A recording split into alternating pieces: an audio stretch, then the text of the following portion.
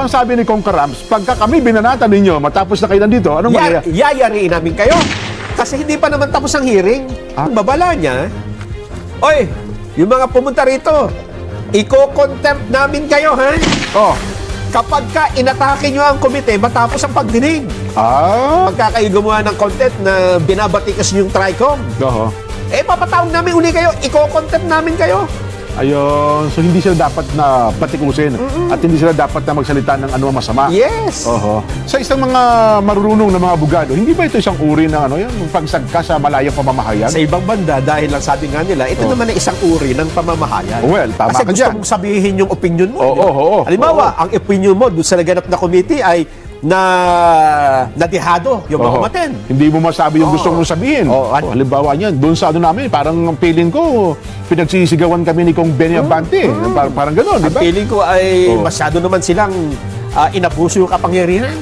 Ibig mo sabihin, hindi mo pwedeng sabihin yun dahil makokontempt ka. Ito bang gusto nilang sabihin dito? Ayun, parang gano'n ang ibig sabihin ni Kong Karams yan. Warning, babala. Gusto mo. At sinabi mo na sa pananaw mo ay hindi makatarungan yung ginawa sa'yo. Ibig bang sabihin, hindi mo pwedeng sabihin yun? At makokontempt ka? Huwag nyo kaming pagkasalita ng hindi maganda. Ipakokontempt namin kayo. Ako po? So, anong palagay natin dyan? Hindi ako mapalagay dyan. Siguro, itanong na lang natin sa tao.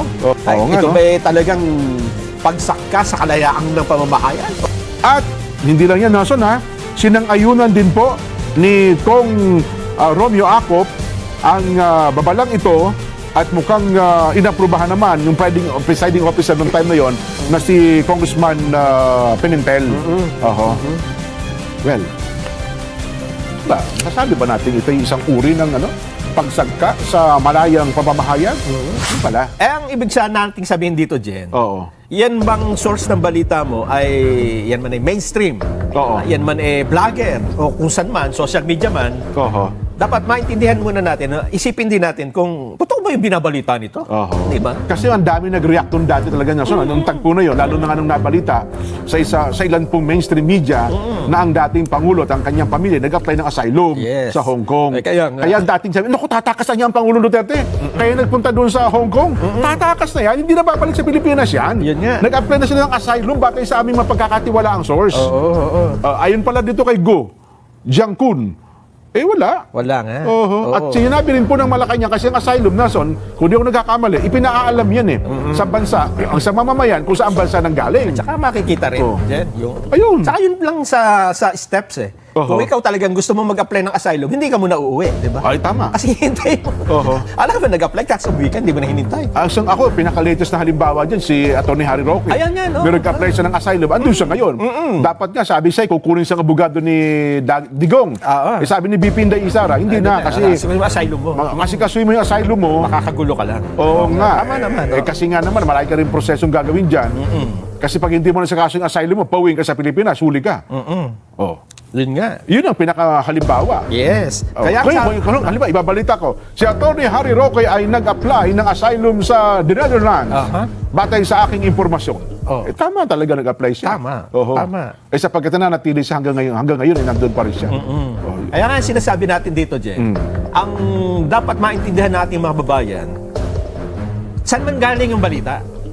Ano mang, ito man ay mainstream o hindi, pwede kasi magkamali, di ba? Okay. Kaya dapat talagang pag narinig mo, halimbawa, may duda ka, pwede na, ngayon mabilis na mag-research I-research mo muna. Di ba? Huwag mo nang share o react ng react. Tingnan muna natin kung totoo o hindi. Di ba? Sabi ko nga sabi sa'yo, dito sa ating palatuntunan, ingat na ingat na tayo. Minsan may lumulusot pa. Yes. Di ba? At siyempre, pagka nagkamali ka naman, sasabihin mo, pasensya no, nagkamali ka na di ba? Yun ang kaibahan ng broadcast sa print, Nason. Kasi sa broadcast, ngayon, di ba, nagdadalakay tayo. May nagkamali. Anytime, pwede mo, kayo na po, nasabi namin ng ganito, ngayon po, itinatama namin ito. Sa print, kahit na mag-addendum ka, ilang araw nang lilipas bago ka na mag-addendum, di ba? May babala dyan, ang TRICOM. Ayun ang sinasabi ko. Ayan, nakakita na ngayon sila ng dahilan. Ang problema, ang binababalaan lang nila dito, ay hindi naman lahat Ito ang puna ko rito, di ba? Kung magbababala ka nang gusto mo ay makaiwas tayo sa fake news, dapat wala kang sisinunod. Huwag kang magtatag, di ba? Huwag kang magle-label. Sabi niya, babala. Oo. para sa lahat yung babala na yan. Ang ibig bang sabihin, pwedeng mag-fake news ang iba, maliban dito sa mga tinutukoy mo na hindi po pwede? Para ka nagbabala. Babala para sa mga gwapo. Hindi naman po pwede. Lahat na ng tao magbabala ka na, di ba? Kami dalawa lang ni Jen ang maapektuhan. Kami lang. Ano sabi ba dyan? Ito po, nagbabala po si House Committee on Public Accounts Chairman Joseph Stephen Caraps Paduano. Aba, si Kong Caraps, sa mga vlogger at social media influencers na humarap sa pagdinig ng House Tricom, yung mga pumunta nakaraan, sila Tony Trixie, marami, tapos sila, yung iba umiyak di ba? Tama, At yung iba, sige po, ako nga fake news. Ako nga po, mali talaga ako ganun na. Pero alam mo yung pag-amin na yun? Hindi ko alam kung totoong pag-amin. Hindi, ano lang yun, siyempre. Sarkastiko yung pag-amin. Yes. Di ba? Para matigil ka na. Sige, matigil ka na. Parang ganun ang dating Para sabihin mo, ako na pumatay. Kahit kay Rizal, parang ganun yun Sige. Ang sabi niya, ang babala niya, oy, yung mga pumunta rito, iko-contempt namin kayo, kapag ka inatake nyo ang komite matapos ang pagdinig. Iba, tama nga naman. Tama naman si Kong Caraps yan. Oo. Di ba? Ubatid doon, di ba? Kaya babait. Nung umuwi, nung pag-uwi, gumawa ng content na, ito naman si, binanatan sila. So, mako-contempt sila doon? Noon nandito kayo, hindi kayo makabasag pinggan. Akala nyo po kayo ng po sa amin. Yes or honor, your honor. Ganun ba? Tapos nung nakauwi kayo So, ang sabi ni Kong Caraps, pagka kami binanatan ninyo, matapos na kayo nandito, anong mangyayari? Yayariin namin kayo. Kasi hindi pa naman tapos ang hearing. Dahil ang susunod na schedule ay April 8. Kaya kapag kayo, mga vlogger, ang nakalagay nga dito, mga pro-Duterte vlogger, pagka kayo gumawa ng content na binabatikas yung Tricom, papatawag namin uli kayo, iko-contempt namin kayo. Ayun. So, hindi sila dapat na patikusin at hindi sila dapat na magsalita ng anumang masama. Yes. Di sana, ang ako naman kay Kong Caraps, kasuhan nyo na. Di ba? Huwag na lang babalaan. Kasuhan nyo, libel siguro kung sabi nyo, o slander man yan. Ang problema dun sa mga kaso na yun dyan, hindi naman makukulong yung mga kinasuhan. Civil case na ba yan? Tsaka pwede magpiyansa. Reprimand. Samantalang ang contempt sa Kongreso, walang piyansa. Hindi. At yun ay walang unlimited time. Hindi ngayon, hindi sila, magkakontempt sila, nakareses sila ngayon Hindi, mag-hearing ng April 8 Di ba, mag-April 8, hearing. Ipapasubpi na lahat ng mga kung sino mang mga bumatikos sa kanya. Pag hindi ka pumunta, ipapa-aresto ka na. Ayun. Naku, hindi kaya yan? Dapat siguro makonsulta natin ang bagay hindi pa miyembro ng National Press Club o ng KBP ang na vloggers Ay, hindi.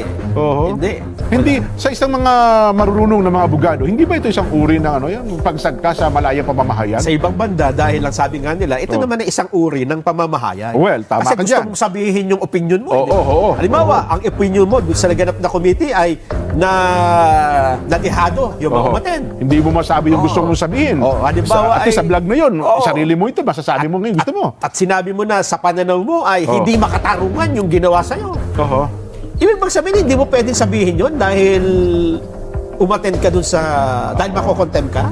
Halimbawa niyan, doon sa namin, parang feeling ko, pinagsisigawan kami ni Kong Benny Abante. Parang gano'n, di ba? Ang feeling ko ay masyado naman silang inabuso yung kapangyarihan. Ibig bang sabihin, hindi mo pwedeng sabihin yun dahil mako-contempt ka? Ito bang gusto nilang sabihin dito? Ayun, parang gano'n ang ibig sabihin ni Kong Caraps yan. Warning, babala. Huwag nyo kaming pagsasalita ng hindi maganda. Ipako-contempt namin kayo. Ako po? So, anong palagay natin dyan? Hindi ako mapalagay dyan. Siguro, itanong na lang natin sa tao kung anong basa nila dito. Ito ba talagang pagsaka sa kalayaang ng pamamahayan? O hindi, karapatan ng komite ito dahil sila naman ang nagpatawag ng hearing. Kasi dito, ang dami pala nila mga pinatawag doon. Ang dami. Hindi ko na maisa-isa ito mga... 24, Kulang, meron pa lang yan, hindi mga nagsidalo. Hindi nagsadilo. Si Lorraine Badoy pala, hindi pumunta dyan. Si Eric Celis, hindi rin pala pumunta. Si Sasot, hindi rin pala pumunta dyan. Isa yung... Ang hindi pumunta. Ang problema ata, puro yan puro sinasabi nila yung mga DDS vloggers. Yes. Yun nga. At hindi lang yan, Nason, sinang-ayunan din po ni Kong Romeo Acop ang babalang ito at mukhang inaprubahan naman ng presiding officer noong time na yon na si Congressman Pimentel. Well,